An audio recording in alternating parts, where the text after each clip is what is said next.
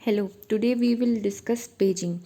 देखो, जो हमारा मेमोरी मैनेजमेंट होता है ओएस का एक फंक्शन, वो दो टाइप से कर सकते हैं हम।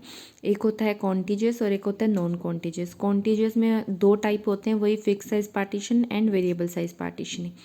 एंड नॉन कॉन्टीजियस में भी दो टाइप के होंगे, एक पेजिंग एंड दूसरा होगा सेगमेंटेशन। ठीक है, तो paging is a kind of fix size partitioning भी होता है। तो हमें ये याद रखना है पेजिंग के मेन कंसेप्ट में कि जो हमारी मेन मेमोरी होती है उसको हम डिवाइड करते हैं एक इक्वल साइज़ के सेगमेंट्स में, जिनको हम बोलेंगे फ्रेम्स। ठीक है, ऐसे ही हमारी जो मतलब जो हमारा प्रोसेस होता है, जो हमारा मेमोरी में प्रोसेस होगा, उसके लिए एक पेज, मतलब जो भी प्रोसेसेस होते हैं उनके लिए पेज टेबल होती है।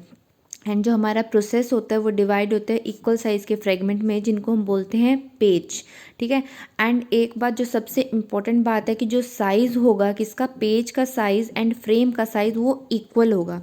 ध्यान रखो, मैंने ये नहीं कहा कि जो नंबर ऑफ़ एंट्रीज़ है भाई पेज टेबल में एंड इसमें भाई वो इक्वल होंगे, मैंने ये नहीं बोला। मैंने ये बोला है कि जो ये साइज़ है ना, ये साइज़, पेज का साइज़ और फ्रेम का साइज़ ये इक्वल होगा। ठीक है, तो क्या होता है, हमें पता ही है कि जो सीपीयू है जो एड्रेस जनरेट करता है वो होता है हमारा लॉजिकल एड्रेस, जिसको हम वर्चुअल एड्रेस भी बोल देते हैं। ठीक है, वो दो पार्ट में डिवाइड होता है, लाइक पेज नंबर एंड एक होता है ऑफसेट।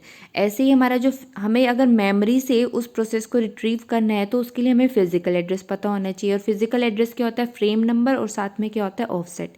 ठीक है, तो क्या होगा कि हमारे पास एक पेज मैप टेबल होती है, पीएमटी बोल देते हैं हम जिसको। जो हमारी मेन मेमोरी है उसका साइज़ बड़ा है एज़ कम्पेयर टू पीएमटी। तो क्या होगा कि रादर देन देखो 100 एंट्रीज़ है तो मैं ये चेक करूँ कि मेरा प्रोसेस कहाँ है, तो मुझे 100 एंट्रीज़ में सर्च करना पड़ेगा। तो मैं क्या करूँगी, एक मैं पीएमटी में एंट्रीज़ डाल दूंगी, मतलब जो फ्रीक्वेंट एंट्रीज़ है, और उसका साइज़ थोड़ा छोटा होता है। तो एज़ कम्पेयर टू 100 एंट्रीज़ में चेक करना और 10 एंट्रीज़ में चेक करना is more easy to search. ठीक है, तो यहाँ से हमारा क्या होएगा कि पेज नंबर निकलेगा। पेज नंबर पे हम जाएंगे, लाइक फॉर एग्जांपल मेरा 6 आया तो मैं 6 पे जाऊँगी, तो मुझे यहाँ से ये पता चल गया, मुझे फ्रेम नंबर मिल गया कि मुझे 8th फ्रेम पे जाना है मेन मेमोरी के। तो मैं यहाँ से फ्रेम नंबर हो गया, और यहाँ से ऑफसेट सबका सेम होता है। ऑफसेट क्या होता है वो मैं आपको बताऊँगी। तो मैं कहाँ जाऊँगी, यहाँ से देखो हमें पता चला 8th पेज पे, तो मैं 8th पेज पे जाऊँगी।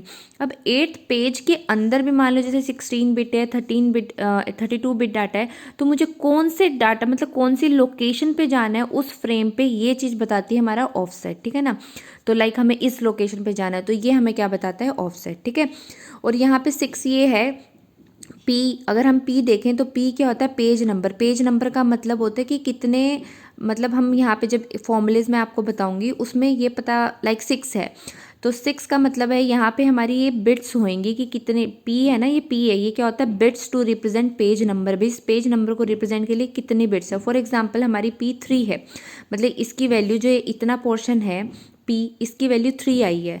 ठीक है, तो इसका मतलब है कि इसके लिए 3 बिट्स हमें चाहिए टू रिप्रेजेंट अ पेज। ठीक है, मैं ऐसे बात कर रही हूँ कि लाइक इधर 3 है, कि इसके लिए भी हमें 3 बिट्स चाहिए टू रिप्रेजेंट अ पेज। तो मैं क्या करूँगी, तो मेरा ऐसे 3 बिट्स के लिए मतलब 0 से 7 नंबरिंग हो सकती है, वैसे जैसे हम वो करते हैं ऑक्टल, बाइनरी टू ऑक्टल। तो 0011 के लिए, 2 के लिए हम ऐसे लिखेंगे, 5 के लिए, तो 6 के लिए तो मैं यहाँ पे जाऊँगी। तो ये होता है पेज पी की वैल्यू जो आती है हमारी। ठीक है, क्लियर। अब हम इसके बाद मैं इसके तुम्हें फॉर्मूले बताऊंगी, जिससे तुम्हें सारा क्लियर हो जाएगा कि अगर ये क्वेश्चन आ जाए इसके बेसिस पे तो वो कैसे सॉल्व करना है। Okay, thank you.